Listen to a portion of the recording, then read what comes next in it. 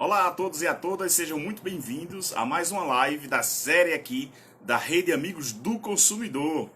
Pois é, estamos aqui nos revezando como apresentadores para que todos possam conhecer os membros magníficos que fazem parte aqui da Rede Amigos do Consumidor. E hoje eu tenho um grande prazer de entrevistar o nosso colega de rede, o membro magnífico Rafael Arruda, né? Só esperar ele entrar aqui. Alisson, seja bem-vindo. Fábio, seja bem-vindo. Vamos esperar só o Rafael entrar para que nós possamos começar aqui a nossa série de lives, dar continuidade à nossa série de lives, onde estamos nos revezando aqui como apresentadores para conhecer um pouco mais dos membros magníficos da Rede Amigos do Consumidor. O Rafa acabou de entrar, vou convidá-lo para que nós possamos, né?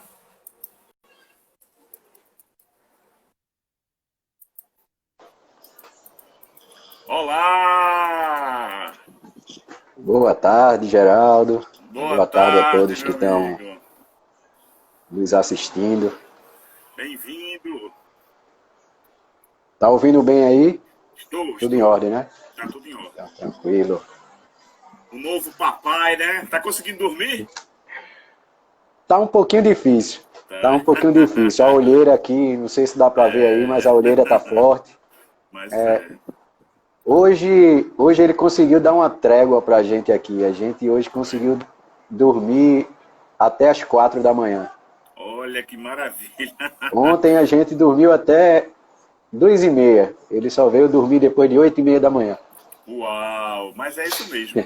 É já para experimentar aí, para ver o que é pai ser mãe, o que é pai e mãe, né? E é muito gostoso, né? São as Muito bom. etapas, né? Depois vem as Muito outras bom. etapas. As minhas estão com 11 e com 9 anos e já estão em outra fase, né? Mas os cuidados são sempre os mesmos. A mamãe acabou de entrar. Seja bem-vinda, Na live. Carolina.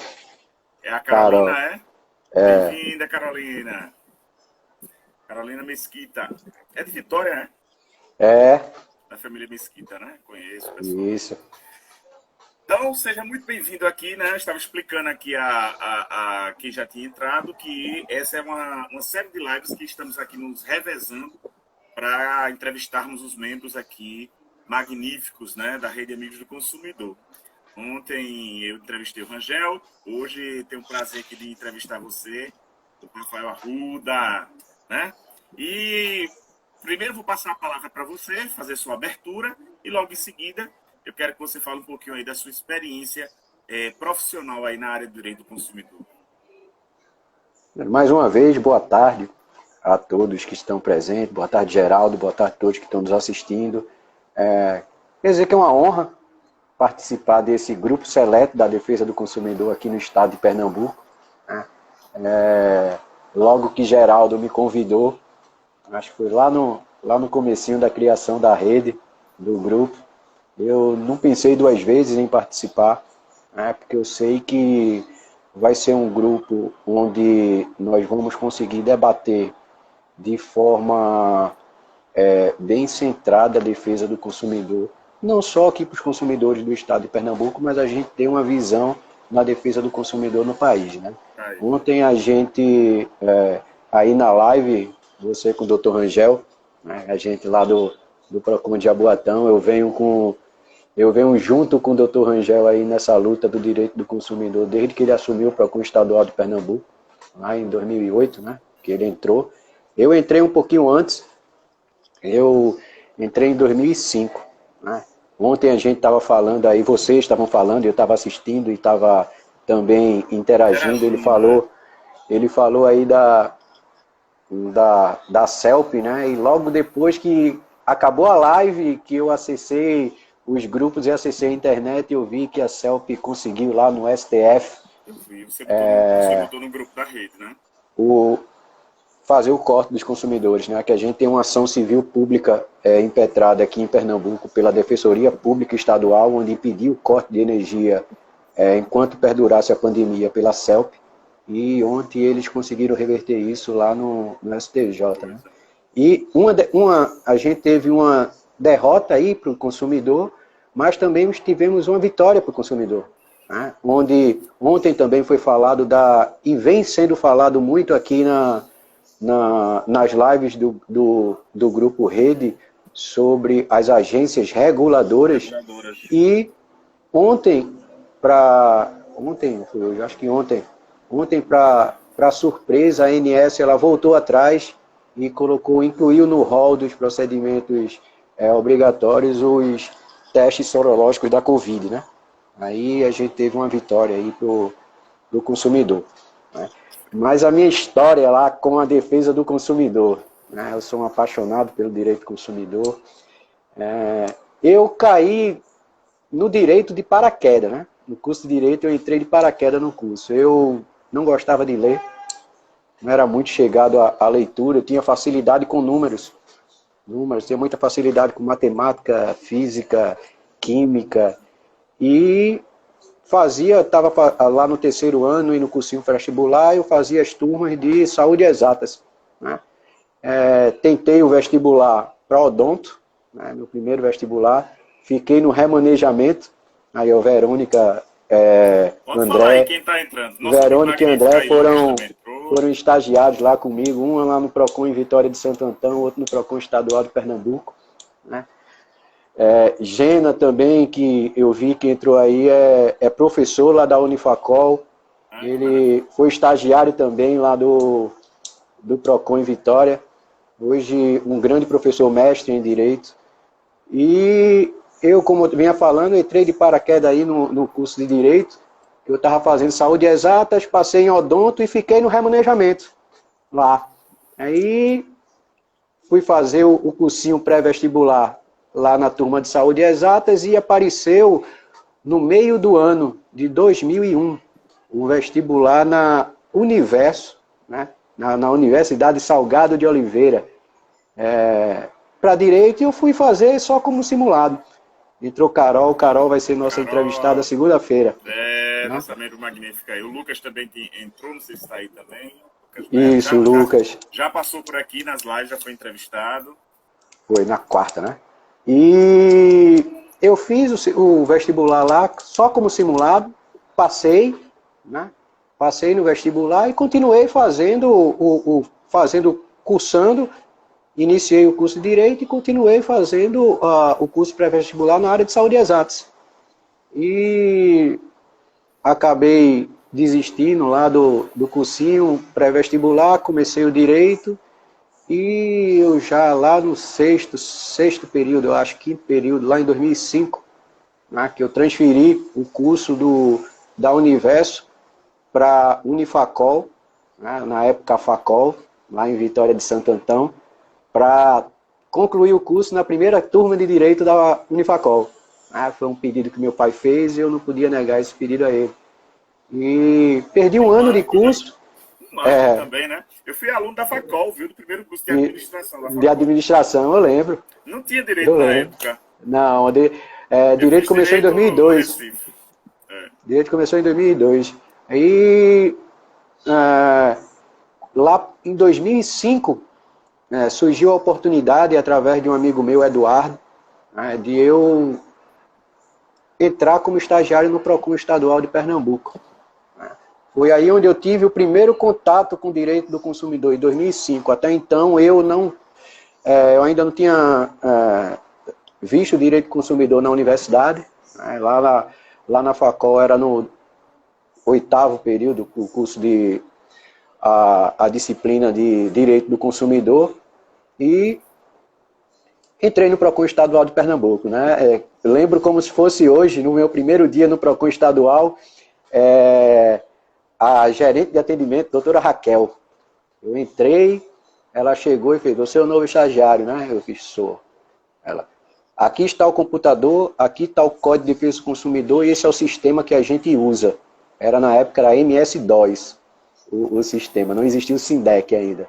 E ela fez: "Aqui está Henrique Viana, doutor Henrique Viana, que é hoje o procurador-geral do município de Moreno.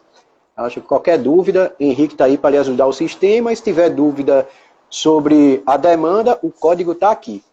E fez: "Consumidor, pode sentar." Eu olhei para Henrique e fiz: "Cara, eu nunca vi direito do consumidor na minha vida, como é que eu vou atender alguém?" Aí toda dúvida que eu tinha, que eu me dirigia a ela, ela dizia, leia o código. Ela me disse, leia o código 5 vezes no primeiro dia. Eu cheguei em casa, eu li o Código de Defesa do Consumidor do começo ao fim 10 vezes. A partir daí, eu não tirei mais dúvida com ela, comecei a quase que decorei o Código de Defesa do Consumidor, né, lá no atendimento ao público do PROCON. Com 2 meses, lá no PROCON estadual, na época, tinha uma área de conciliação telefônica, né? A pessoa que fazia lá a conciliação telefônica teve que sair do órgão e precisavam de alguém para fazer essa conciliação por telefone. Procuraram os mais antigos, ninguém quis, eu fiz, eu quero. Ah, mas você entrou, só tem 2 meses, eu fiz, não, mas eu quero. Aí passei para fazer a audiência por telefone. Com 6 meses dentro do PROCON, um dos conciliadores se aposentou. E na época o Estado não estava em condições de contratar ninguém, não tinha ninguém para ir para lá, e iam ver qual o estagiário que poderia fazer a audiência. Eu nunca tinha feito uma audiência de conciliação na minha vida, nunca sequer tinha assistido a uma audiência de conciliação. Aí vamos atrás dos mais antigos. Ninguém quis, olharam para mim, eu fiz, eu quero. Eu quero. Eu nunca tinha assistido, eu disse que já tinha visto várias audiências, já tinha participado de várias, nunca tinha feito nenhuma. Só pedi para ficar uma semana acompanhando para ver como era que se fazia para fazer as audiências. Fiquei, e na época, Geraldo, não sei se você lembra ali, o PROCON estadual de Pernambuco era no edifício IOB, na frente da Mesbla. Era Mesbla, faz um tempinho já, né? Hoje lá creio eu que é a Riachuelo, colado ali ao Shopping Boa Vista. E na época a gente fazia audiência à mão, manuscrito. Que não, o órgão, infelizmente, na época era sucateado, né, o PROCON, e a gente não tinha sequer uma máquina de Xerox para imprimir a ata. Então, se tivesse 3 empresas, 2 empresas, 4 empresas, eu tinha que redigir na mão, de caneta, todas as atas. Aí o que é que eu fazia? Tinha lá aquela impressora matricial que faz aquela zoadona danada, que vem uma folha de carbono. Eu tô achando que Rafael é mais velho do que eu, viu? Porque eu não lembro de Mesbla, não. Matricial, eu não lembro, não. Aí eu pegava lá aquela folhinha de carbono. Cora entrou também. Cora, aí, ó, bem-vinda, outra amiga. membro. Rosana Motti entrou aí também. Aí. Ingrid Abes, seja bem-vinda. Ingrid Natália, Vila Nova. Decop VIP. Cora é mais nova do que a gente, ela não vai lembrar disso, não. Cora é de TV Colosso pra cá. Né? Ela não lembra, não. A Geisa Leandro, é de Vitória também, ela é irmã dos meninos, eu acho, né? Eu lembro dela. E, Geraldo, até hoje eu tenho até uma dificuldade de escrever com aqueles grafites, porque para passar do carbono em 4 folhas seguidas, a audiência de conciliação, hoje eu escrevo no grafite quebra-ponta, né? Não tenho... História, rapaz, até isso na época, rapaz, eu acho que tem mais era a gente, de 2005, quando eu entrei lá no PROCON estadual, até 2008, que o Dr. Rangel, ele ingressou no PROCON estadual, nós tivemos lá, eu acho que 4 diretores, 4 gerentes gerais no PROCON. Até que ele entrou e mudou tudo lá dentro, né? A gente pode dizer que ali, aquele PROCON estadual, existe o PROCON antes e o depois do Dr. Rangel, né? E eu participei, vi de perto, ajudei a implementar o SINDEC aqui no estado de Pernambuco. Aí chegou o professor Fred, fez mestrado, fizemos mestrado juntos lá no Uruguai, lá em Montevidéu. Bom tempo, lá em 2010, 2011. A colega Nayana também entrou, Aninha Almeida. E em 2007 a gente ajudou a implantação aqui do SINDEC no estado de Pernambuco, né?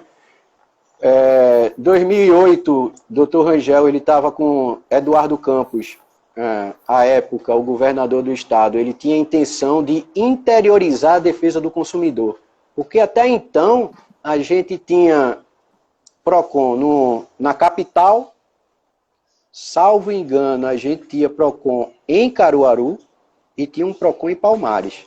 Era a Defesa do Consumidor do Estado de Pernambuco. E Eduardo Campos chegou para ele e disse, Rangel, a gente vai ter que levar a Defesa do Consumidor para o interior. A gente só não tem verba para isso. Vamos usar da criatividade para fazer isso. E a gente conversando dentro do PROCON, surgiu a ideia de levar uma unidade do PROCON estadual em convênio com uma universidade para o interior. Foi quando abriu a primeira unidade conveniada ao PROCON estadual de Pernambuco, lá na Unifacol, em 2008. E desse modelo, ele serviu de exemplo para o quê? Para a abertura de PROCONs em todo o estado de Pernambuco, em convênios com instituições de ensino e em convênios com prefeituras. Hoje tem aproximadamente, eu acho que, unidades conveniadas ao PROCON estadual de Pernambuco. Eu acho que tem em torno de 70 hoje no estado.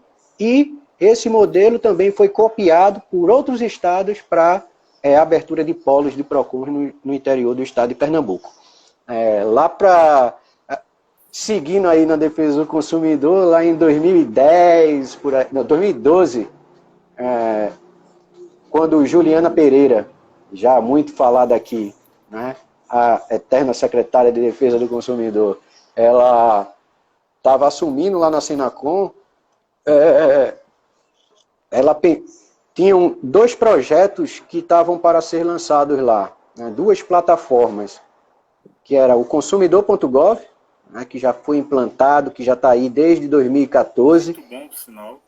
E o Sindec 2.0, que hoje é o Proconsumidor, né, que vinha substituir o Sindec.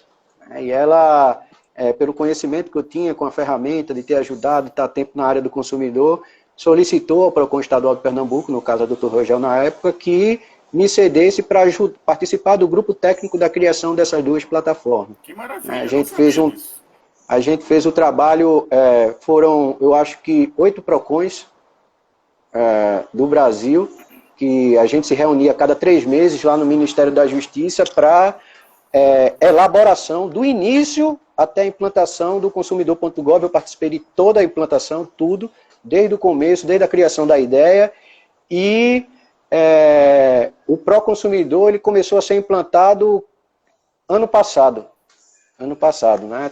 Alguns PROCONs já estão com o Proconsumidor, como um exemplo o PROCON municipal lá de Maceió, e se a gente não tivesse nesse momento pandêmico, o Proconsumidor estaria sendo implementado no estado de Pernambuco agosto, né?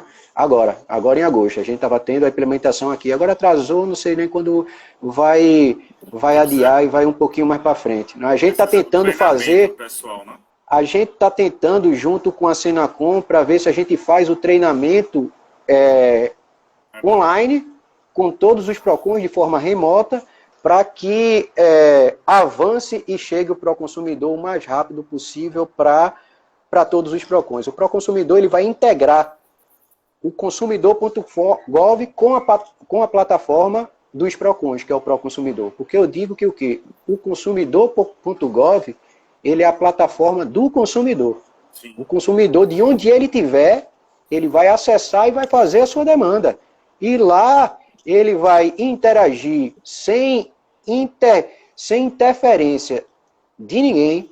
Os PROCONs, Ministério Público, Defensoria, Senacom, eles monitoram, não interferem. O consumidor e o fornecedor eles conversam para chegar à resolução da demanda, né? É uma plataforma muito útil. É uma plataforma que tem um índice de resolutividade altíssimo. Eu, por exemplo, as demandas que aparecem minhas de direito do consumidor, eu tento resolver no consumidor.gov primeiro. Caso não venha acontecer, aí eu agendo uma audiência lá no PROCON, né? Dando sequência, fiz a pós-graduação em Direito do Consumidor, né? Não a primeira em Pernambuco, a primeira em Pernambuco, quem fez, não sei se ela já está aí, a Doleide, que foi da turma lá da primeira pós. E eu acho que a de Adoleide foi em 2009, por aí. Qual foi essa pós? A que eu fiz A que eu fiz foi da ESA E essa Uninassal. ESA de Uninassal. A Adoleide, que a foi Doleide qual? fez é mais antiga. É mais antiga. Eu não sei onde ela fez, mas ela já tinha feito antes uma pós de direito do consumidor. Essa pós foi uma parceria com o PROCON estadual, né? Foi o PROCON estadual, ESA e Uninassal se uniram, conversaram e a gente fez essa pós lá em 2012, salvo engano, a pós de direito do consumidor, né? E fiquei no PROCON estadual de Pernambuco até o ano de 2016, no PROCON Unifacol, como é o PROCON da faculdade, né? Eu estou lá, enquanto a faculdade estiver em funcionamento, a gente vai ter essa unidade lá e eu vou estar lá coordenando. O Dr. Rangel diz que eu sou tão apaixonado pelo direito do consumidor que eu tenho um PROCON para chamar de meu, né? E em 2017, o Dr. Rangel assumiu a superintendência do PROCON Municipal de Jaboatão dos Guararapes e nós estamos lá até hoje, né? Lá com o prefeito Anderson Ferreira e estamos fazendo um trabalho fantástico lá, né? A gente que pegou um PROCON, quando a gente chegou lá, ele estava fechado há 3 meses. Hoje o PROCON Municipal de Jaboatão dos Guararapes, ele tem aí 8 pontos de atendimento físicos na cidade, mais uma unidade itinerante, e a gente tem a plataforma digital para abertura de reclamações, né? Durante aí esse período pandêmico, mais no período onde tudo estava fechado, o PROCON de Jaboatão ele conseguiu uma marca que eu nunca esperei que um PROCON municipal conseguisse na vida. A gente teve mês de registro no SINDEC, onde só o PROCON municipal ele registrou mais atendimentos do que toda a soma dos PROCONs de Pernambuco juntas, né? A gente estava num trabalho... eu ainda não voltei 100%, né? Eu estou aqui em casa com o bebê, Carol Apolo tem aí 1 mês e 1 semana. Estou com minha avó, que tem 85 anos em casa, e tem minha sogra, tem minha mãe também, todas de grupo de risco, e eu estou evitando ao máximo estar saindo de casa e ainda respeitando o isolamento, né? Mas parece que nesse isolamento eu trabalhei mais do que vinha trabalhando antes. Tinha dia que eu ia dormir, Carol chegava para mim e dizia que não tinha me visto durante o dia. Eu me isolo aqui onde eu estou, no escritório aqui em casa, e só paro quando tudo termina durante o dia, né? E minha trajetória do direito do consumidor, começando lá de 2005, passando por toda essa narrativa que eu fiz até aqui, é essa. Perfeito. Eu fico a cada live, né, que independente se estou entrevistando ou não, mas eu procuro acompanhar essas lives que têm um objetivo para conhecermos mais os membros da defesa do consumidor que fazem parte aqui da Rede Amigos do Consumidor. A gente se surpreende com a história. Eu conheço o Rafael já faz algum tempo, mas muitos desses detalhes aí que ele fala, eu não sabia. Então é muito enriquecedor, né, saber desses detalhes, desses momentos que você viveu aí, desafiadores, né, de pegar a matéria do direito do consumidor do PROCON e mesmo sem ainda ter essa intimidade, mas se dedicar para ter essa intimidade, conquistar essa intimidade, né? E depois ser proativo, né? Aceitando aí os desafios que apareceram, isso é muito bom. Outra questão também é essa questão do SIDEC, do consumidor.gov, você ter participado aí do grupo, né, através da escolha da própria Senacom, da própria Juliana, infelizmente insubstituível. Queria muito que ela pudesse ser substituída, mas até o momento não foi. Então, isso é muito bom, Rafa. Não sabia dessa parte da história, que faz parte da história da defesa do consumidor nacional e faz parte da sua história, né? Você tá ao lado aí de Rangel, que eu sempre digo a ele a minha admiração pelo trabalho que ele fez no PROCON do Estado, essa disseminação do PROCON estadual no Estado, essa pulverização foi fundamental para a defesa do consumidor, né, estadual, e esse trabalho que vocês vêm fazendo hoje no PROCON de Jaboatão. Eu conheci o PROCON de Jaboatão antes da gestão de Rangel, e eles estavam tentando já fazer alguma coisa, que ele já era mais precário ainda, e hoje já está muito mais diferente, né, a partir do momento que vocês assumiram. Já estive lá também em alguns momentos representando a ADECOM no fundo, né, de defesa do consumidor da cidade de Jabotão dos Guararapes, e sei do trabalho árduo de vocês, o trabalho sério de vocês, né? Então fico muito feliz de nós termos aí esse conhecimento da sua experiência profissional, e precisa ser registrado. Por isso que essas lives são boas, né? Porque a gente aí vai conhecendo mais um pouco da experiência desses nossos colegas maravilhosos aí da defesa do consumidor. Amigo, eu quero que você fale um pouquinho agora do que você acha da importância de fazer parte aí da Rede Amigos do Consumidor. Você que foi convidado logo no início, e você fez várias e importantes indicações, né? Que essas indicações resultaram aí de outras pessoas maravilhosas que também hoje são membros magníficos. Eu queria que você falasse aí um pouquinho sobre a Rede Amigos do Consumidor. A rede, como eu falei já no início, né? Geraldo, quando, não sei se eu fui um dos primeiros, ele me ligou, me convidando, e quando falou que era a ideia da rede era elevar o debate na defesa do consumidor, trazer a harmonia para a relação de consumo, que eu acho que é essencial, né? E o equilíbrio também para a relação de consumo, principalmente para a situação pandêmica que a gente está passando, né? Essa situação de anormalidade, essa situação sui generis que nós estamos vivendo no momento. E o grupo tem, como você já vem falando aí de algum tempo, a gente tem a velha guarda da defesa do consumidor juntando aí os mais novos, né, que estão entrando agora na defesa do consumidor, e quando você entra na defesa do consumidor, você se apaixona pela defesa do consumidor. É aquilo, você pode deixar a qualquer momento o órgão que você está trabalhando, mas o direito do consumidor, ele não sai de você, ele enraiza em você. E o que me fez continuar nessa luta até hoje do direito do consumidor foi um fato lá no PROCON estadual de Pernambuco, quando eu era conciliador ainda. Eu me lembro como se fosse hoje. Um senhor estava precisando que a esposa dele fizesse uma cirurgia para colocar um marca-passo. E o plano de saúde não estava conseguindo, não queria cobrir a cirurgia. E a gente tentando lá, de todo jeito, dentro da audiência, que o plano de saúde cobrisse, conversando com um advogado que estava presente, e ele dizia, o valor X, o senhorzinho chegava, não consigo pagar nesse valor. Eu divido isso em 12 vezes. Ele, eu não consigo pagar. Eu divido em 24. Ele fez, eu não consigo pagar. Aí ele fez, eu divido em 48. Ele fez, o problema é que eu não vou conseguir pagar. O dinheiro que eu recebo já é pouco. Eu pago minhas contas, pago o plano de saúde, e o pouco que sobra é para o meu sustento. E eu não vou conseguir. Agora eu preciso que vocês façam isso, porque senão minha senhorinha ela vai falecer. E eu preciso dessa cobertura.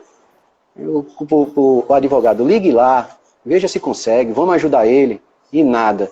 Aí chegou uma hora na audiência, eu fiz, faça o seguinte, emita aí esses boletos que eu vou pagar. Emita os boletos que eu vou pagar, e o senhor vai conseguir a cirurgia da sua esposa, eu vou pagar. Aí o preposto olhou para mim, o advogado, e fez, o senhor vai pagar a conta dele? Eu fiz, eu vou pagar, pode emitir que eu pago. E ela vai fazer a cirurgia. Aí ele saiu da sala, pegou o telefone, voltou e fez, não precisa pagar não, doutor. O plano de saúde vai cobrir a cirurgia dele. O senhorzinho saiu de lá feliz, que esqueceu todos os documentos dele. A esposa dele ligou. Eu liguei para a casa dele para dizer que ele tinha esquecido os documentos. Aí quem atendeu foi a senhora. Ela chegou, meu filho, tudo bom? Ele sempre esquece. E a audiência, como foi? Eu fiz a audiência, não sei não. Mas quando ele chegar, ele diz à senhora como é que foi. Quando ele dá uma notícia dessa por telefone, a mulher quase infartando já, né? E são coisas que dinheiro nenhum compra, dinheiro nenhum paga. A bolsa que eu recebia no Procon na época era R$ 180. Eu gastava 150 de passagem para ir e voltar todos os dias, sobrava R$ 30. Né? Mas graças a Deus eu tinha uma condição de não precisar, na época de algo mais para aquilo. Eu estava no Procon porque eu gostava do direito do consumidor e queria fazer aquilo. É um meio que eu ajudava as pessoas e até hoje eu ajudo as pessoas sem cobrar nada em troca. A gente vê situações de consumidores que chegam no Procon que não tem o dinheiro para pagar uma Xerox. Tem consumidor que chega no Procon que não tem dinheiro para voltar para casa. Vai andando. Teve um lá em Jaboatão que o Procon ali você conhece, aquela primeira casa onde era ali em Prazeres, né? Teve um consumidor que saiu andando de Jaboatão Centro para lá, para abrir uma demanda, quando a gente não tinha as regionais ainda. Aí a gente ajuda com dinheiro para voltar. E isso é apaixonante, isso não tem dinheiro nenhum que paga. E a gente, em rede e em grupo, a gente consegue fortalecer essa defesa do consumidor em Pernambuco. Né? Eu acho que essa defesa do consumidor em Pernambuco, a gente precisa trabalhar de forma mais coordenada, a gente precisa criar uma união maior, a gente precisa, porque nós trabalhando, todos trabalhando de forma coordenada, organizada e unida, a gente consegue fortalecer a defesa do consumidor. O que a gente vê são órgãos indo para a TV, dando entrevistas com opiniões diferentes. O consumidor, ele já não tem aquela consciência, ele já não entende o direito que tem e o que passa na cabeça do consumidor. Ele tendo de um único assunto, 2 ou 3 órgãos falando e tendo opiniões diferentes. Por isso que o trabalho em rede, o trabalho coordenado e organizado, ajuda a fortalecer. Nós vamos falar uma única língua e falando assim, a gente consegue defender o consumidor de forma mais efetiva. É isso que a gente precisa aqui. Tanto no estado de Pernambuco, como nacionalmente falando. Né? Uma coisa que a gente vinha há alguns anos, infelizmente, não, o Sistema Nacional de Defesa do Consumidor ele não vinha unido. A gente via Procon falando uma língua, Ministério Público falando outra língua, Defensoria, Associação Civil. Antigamente, lá na época de Juliana, quando a gente ia para as reuniões nacionais, tinham reuniões separadas. Sim. Cada grupo, no primeiro dia, cada um abordando os temas de forma individual. Depois ela fazia uma reunião conjunta, onde abria a palavra para cada um dar opinião e ao final a gente emitia uma nota técnica com a concordância de todos sobre um determinado assunto. Quantos grupos técnicos para tratar de algum assunto eu já não participei lá? Vamos criar um grupo técnico para tratar tal assunto e desse grupo técnico a gente elaborar uma nota técnica. Você pode ver, se você pegar 2009, 10, 11, de 2006 para frente, a quantidade de nota técnica que tem, do DPDC é grande. É grande, porque se separava os grupos e a gente elaborava as notas técnicas. Isso fazia o quê? O trabalho coordenado, um trabalho unido e a defesa do consumidor era muito mais forte. Com certeza. Inclusive, você fala sobre essa importância do trabalho em rede, né? A Rede Amigos do Consumidor, nós temos esse intuito de fazer, estamos fazendo essas lives para que os membros possam aqui se apresentar, falar um pouco sobre a sua história, dar sua opinião. Depois nós vamos ter aí o nosso seminário também e vamos sempre também seguir buscando esse debate dos assuntos e, como você bem falou aí, tentarmos esse raciocínio em diversos pontos de uma forma coesa, né? Para que a gente possa ter um discurso único, mas um discurso coerente e mais eficaz, né?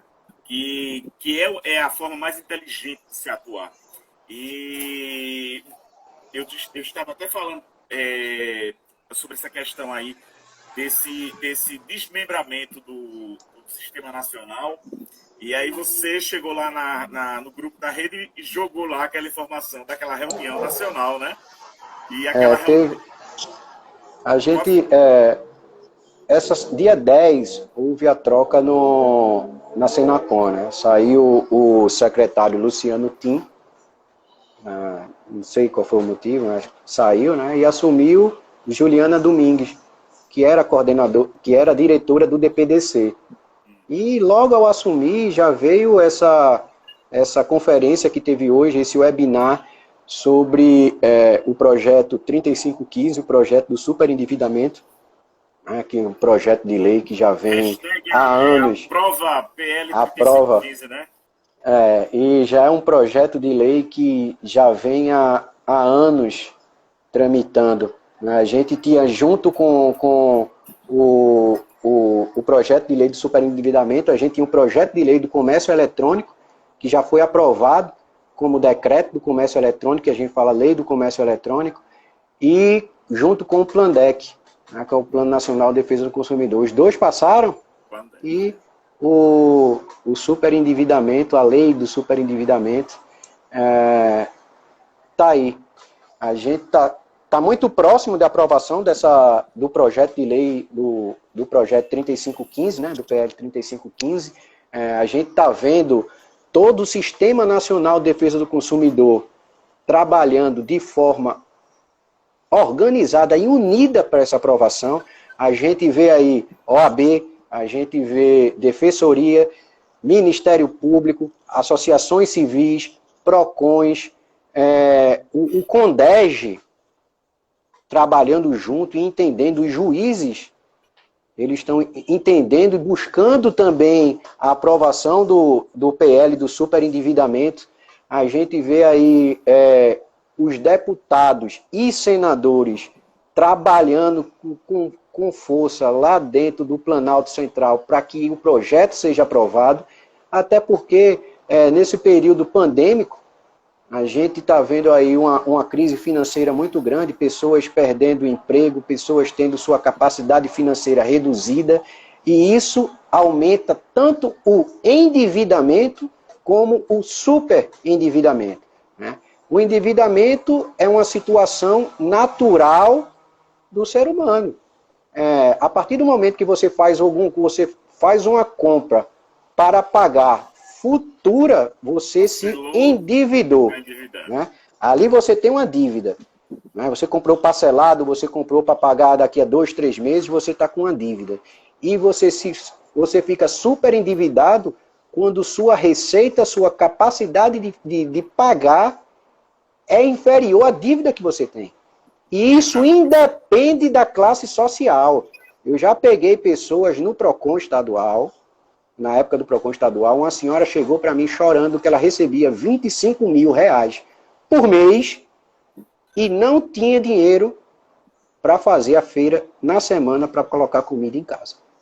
A gente pensa que o superendividamento são das classes mais baixas, mas o superendividamento ele atinge todas as classes. Todas as classes. E agora, com a pandemia, a gente está vendo aí uma situação que eu acho... eu estava até debatendo no grupo dos PROCONs, que eu não concordo. Vai vir essa possibilidade aí da CELP cortar, suspender o serviço em virtude do inadimplemento, né? E a gente tem que... E a CELP está dizendo que vai fazer parcelamentos para ajudar o consumidor a pagar o débito. É louvável o parcelamento? Sim. Mas como esse parcelamento... já faz. Mas como esse parcelamento vai ser feito?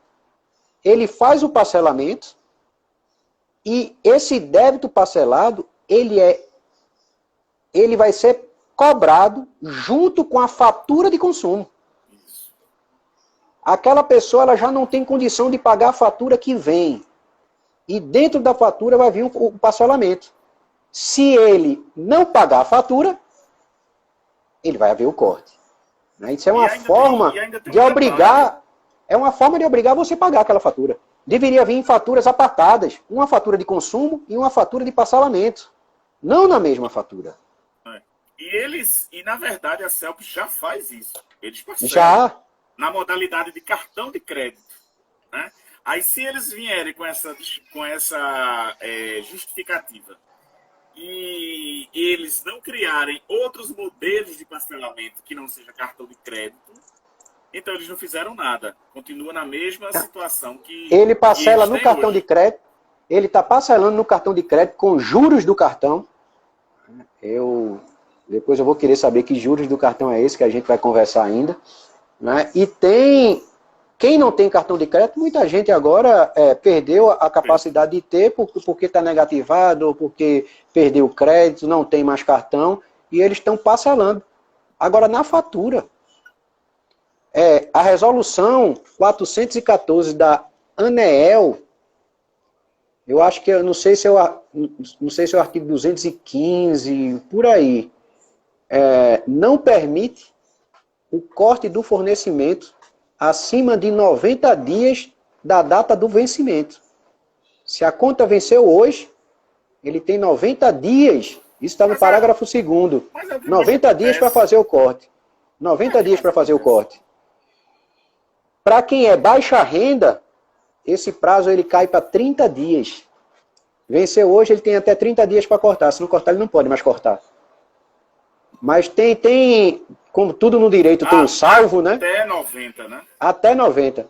Passou 90, ele não pode mais cortar. Mas como tudo no direito tem um salvo, ele fala lá que se tiver o impedimento do corte por ordem judicial, é suspenso esse prazo e depois ele começa a contar.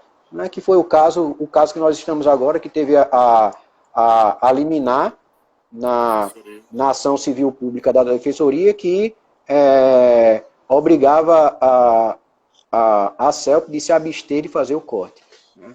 A Defensoria Pública, eles colocando, Geraldo, a fatura, uma fatura pretérita, que a gente fala que é fatura pretérita, que vem lá de trás, né, o débito pretérito, ele parcelando e jogando na fatura de consumo, o débito que era antigo passa a ser atual. Para eles, ele pode fazer o corte por mais de 90 dias por conta daquele crédito.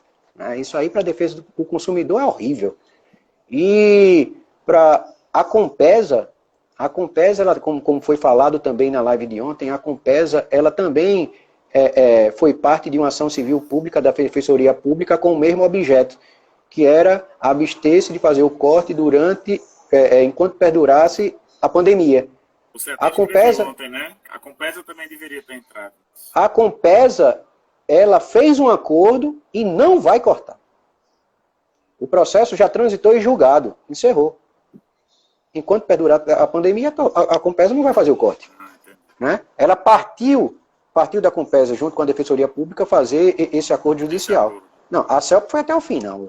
Eu vou brigar e conseguiu aí agora no STJ, no STF e essa cobrança na fatura de consumo.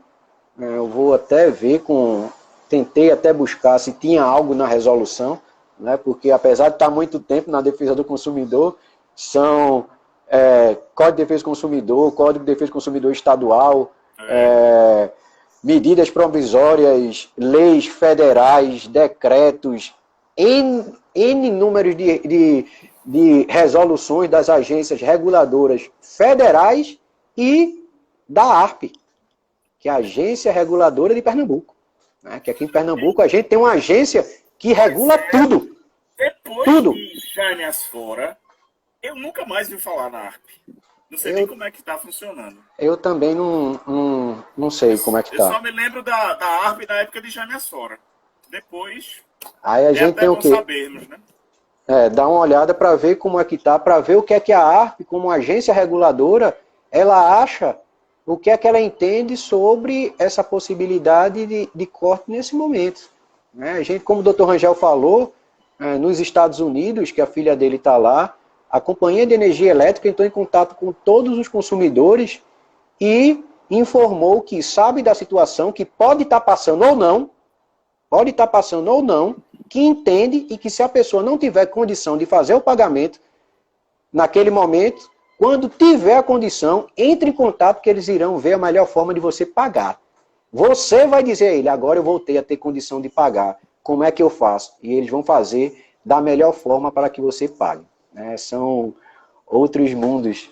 Eu não sei se você lembra, mas houve um tempo onde as pessoas eram estimuladas a denunciarem quem estava fazendo, acho que é gato, né? Gato. Isso. E essas pessoas iam receber um dinheiro se denunciassem as outras. Parecia correr de bang bang. Eu não sei se você lembra disso. E caiu em cima aí da Celpa, porque ela estimulou isso, né? Então, assim, infelizmente, se a empresa se comporta dessa forma, seria até estranho agora ela se comportar diferente, né? É lastimável, né? É uma pena, porque eu acho que nesse momento agora, um momento inclusive que nós que trabalhamos na defesa do consumidor, estamos também pensando no fornecedor, no equilíbrio da relação de consumo, até porque muitos dos fornecedores foram pegos de surpresa, porque a pandemia, ninguém sabia que ia acontecer dessa forma, né? Então, se a própria defesa do consumidor está pensando também no fornecedor, porque o fornecedor, principalmente o fornecedor rico, né, uma empresa, um grupo tão rico, não está pensando aqui no consumidor pernambucano. É lamentável, é lamentável. São situações, nós não podemos nem dizer que são retrocessos, são situações de mau comportamento mesmo para com o É uma consumidor. fé, né? A E o gente pior, pede tanta boa fé, né? Não é uma situação passageira, a gente tem que entender que o equilíbrio ele deve haver na relação de consumo. Né? O Código de Defesa do Consumidor, ele veio para o quê? Ele não veio para defender o consumidor de uma forma cega em prejuízo do fornecedor.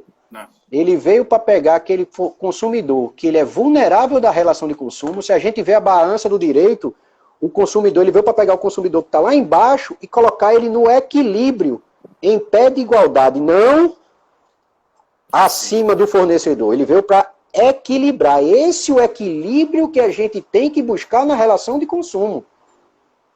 O código ele veio para ser aplicado em momentos de normalidade. O que nós temos que ver agora, o que tem que ser debatido, o que tem que ser bem pensado, é no momento de anormalidade, esse momento sui generis atípico que nós estamos passando. Será que o legislador, quando elaborou o Código de Defesa do Consumidor lá atrás,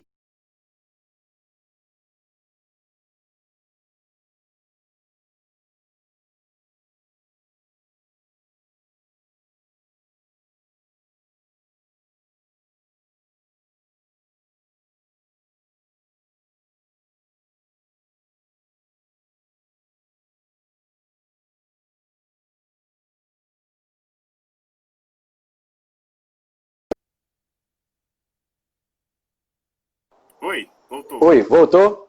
Pronto. Aí o que eu ia Eu não sei se falando, fui né? eu ou se foi você. Foi, eu tava falando aqui, tava uma bolinha lá no teu. É, Pronto, a mesma coisa.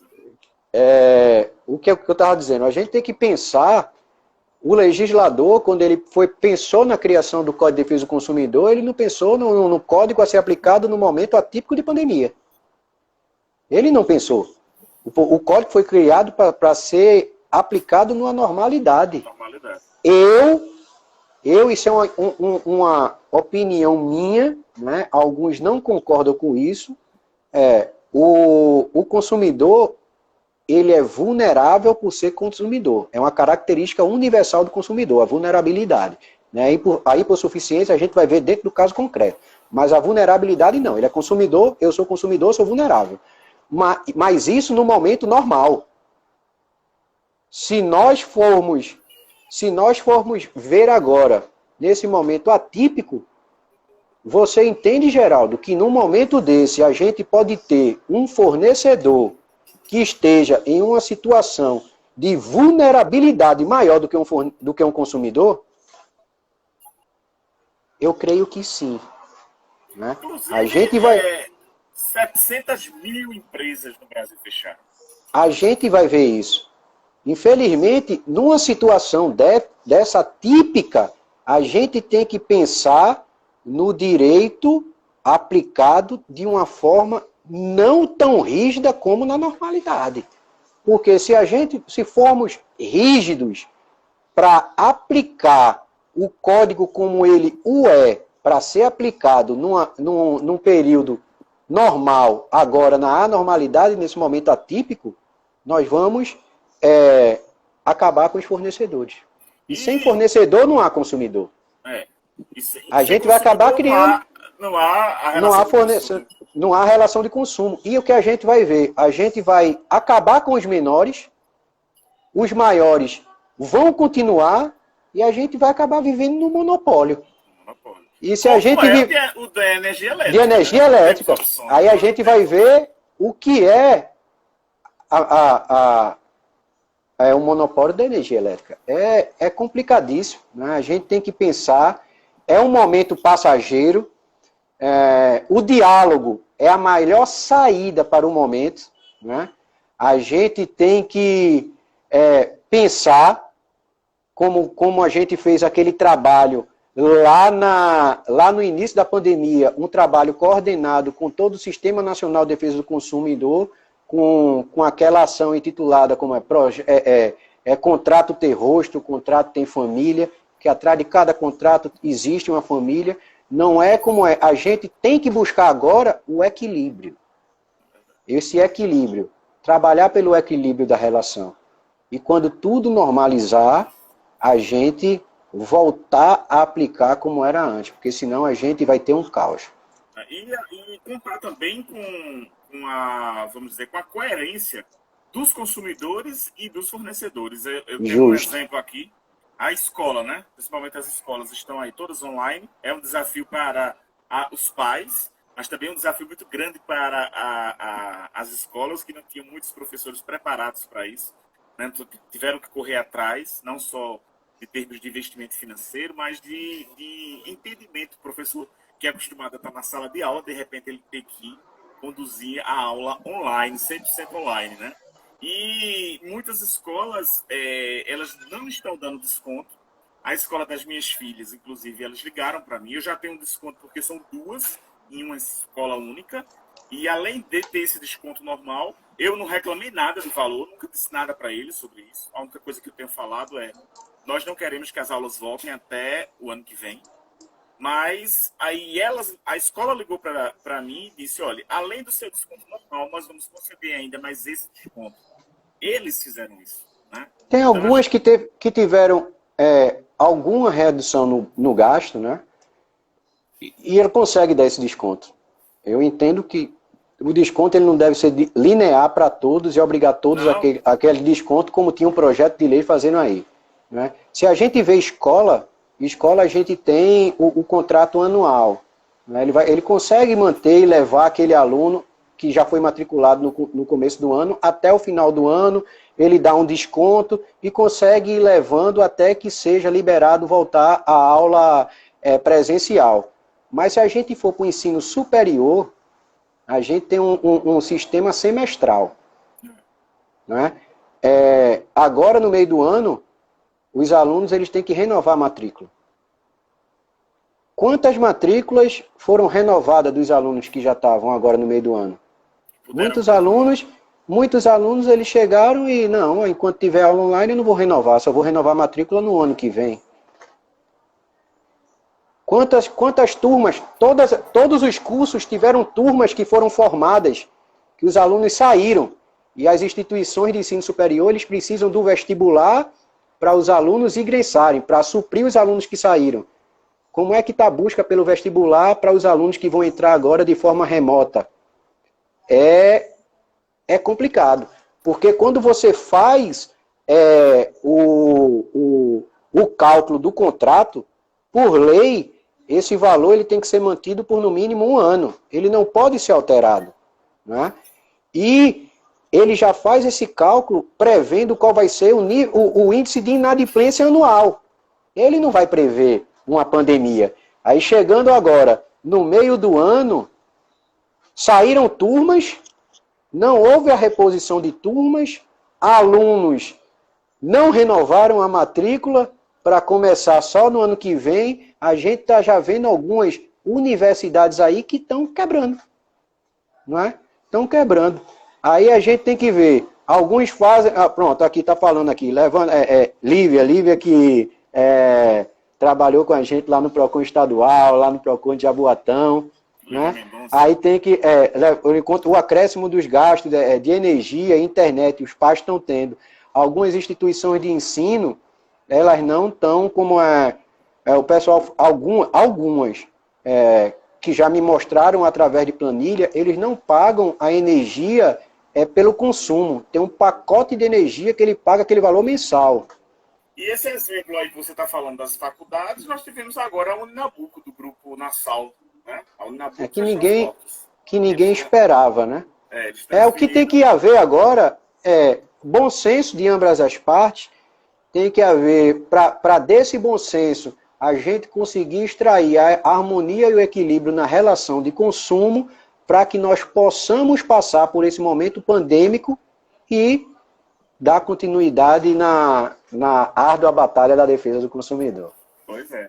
E além disso, nesse detalhe que você fala aí, apesar desse problema com as universidades, hoje teve um aumento aí também da procura pelos cursos, eu não sei graduação, mas principalmente pós, EAD, né? Então aumentou muito também essa procura. Então, esse tema aí a gente não vai ter tempo de discutir, mas são novas formas de consumo.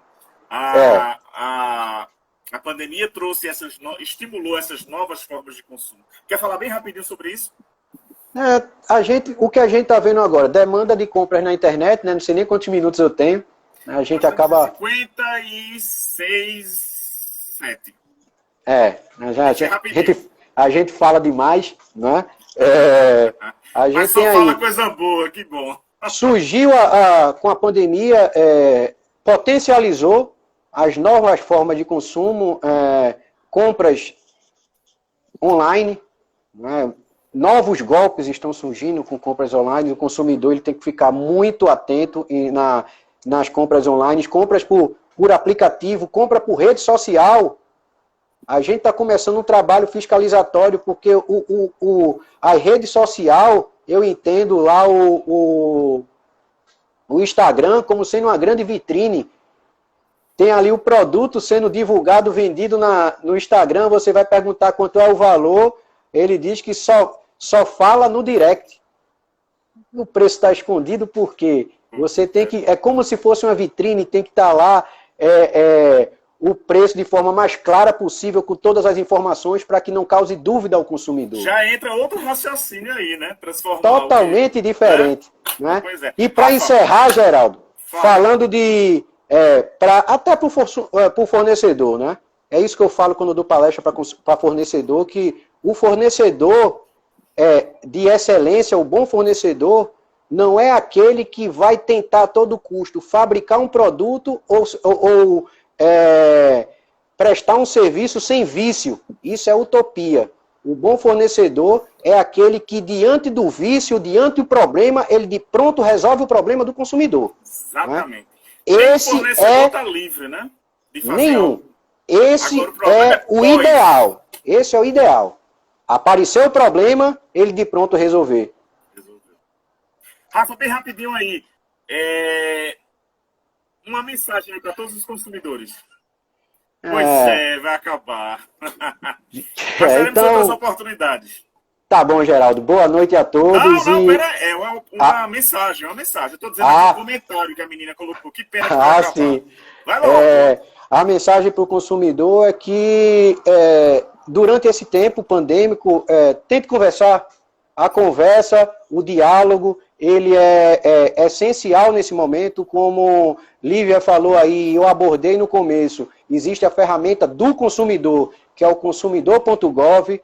Caso a empresa não tenha lá, procure o PROCON ou o órgão de defesa do consumidor mais próximo da sua residência, que nós vamos resolver. Rafa, obrigado, cara, pela tua disponibilidade, pelas suas palavras. Valeu, Geraldo. Foi muito ensinamento maravilhoso aqui. Eu tenho certeza que todo mundo aqui adorou o que viu, né? E só temos a agradecer aqui a audiência de todos e dizer que as lives continuam na segunda-feira próxima. Então, estamos aqui e vamos ter outros convidados, tá bom? Gente, um abraço. Rafa, obrigado mais uma vez e parabéns. Valeu, papai. boa noite. Deus te abençoe. Obrigado.